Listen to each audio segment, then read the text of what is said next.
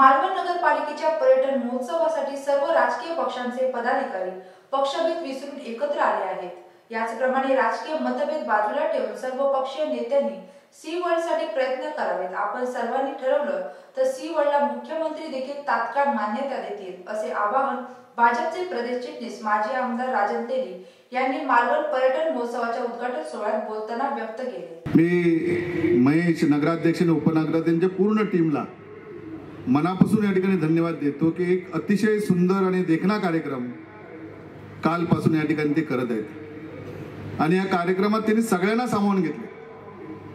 आताच नगराध्यक्ष सांगतो 150 लोकांचा आताच सत्कार या ठिकाणी केला।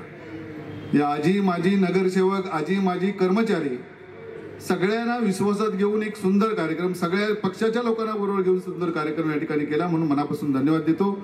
आणि त्याचबरोबर सांगेन की दीपकबाई किमान 10 लाखाच्या वरती पर्यटक या मालवणमध्ये येतात, म्हणजे माझ्यामध्ये 100 जास्त आकडा आहे आणि म्हणून ते अजून वाढण्याच्या दृष्टिकोनातून जो एक सी वर्ल्डचा प्रकल्प आहे की तिथे राजकीय सगळ्या पक्षांनी एकत्र येण्याचं महत्त्व आहे। एक जर सी वर्ल्ड झाला तर हा आशिया खंडातला एकमेव सी वर्ल्ड असेल आणि आपल्याकडे सगळ्या जगाचं लक्ष या ठिकाणी राहील आणि तो सुद्धा योगायोगाने मालवण तालुक्यात आहे।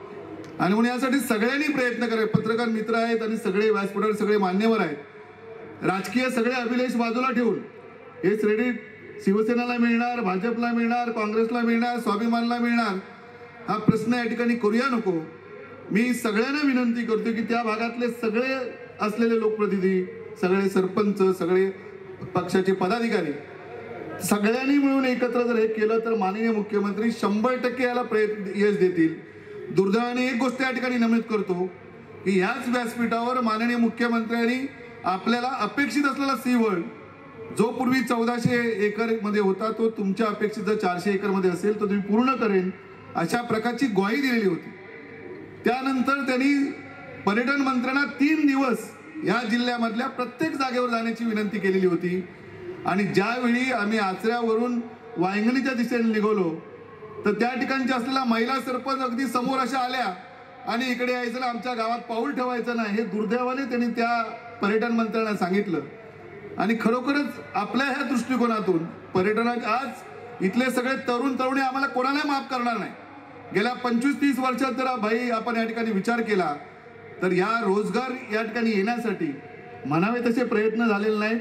सत्ता कुणाची असो, जरी आज आमची असली तरी सांगायला या ठिकाणी मला काही खंत वाटत नाही, परंतु एक गोष्ट सांगेन की आपण सगळ्यांनी मिळून जर ठरवलं तर माननीय मुख्यमंत्री या गोष्टीला मान्यता द्यायला 100% तयार आहेत आणि ते देतील अशा प्रकारची खात्री या ठिकाणी देतो।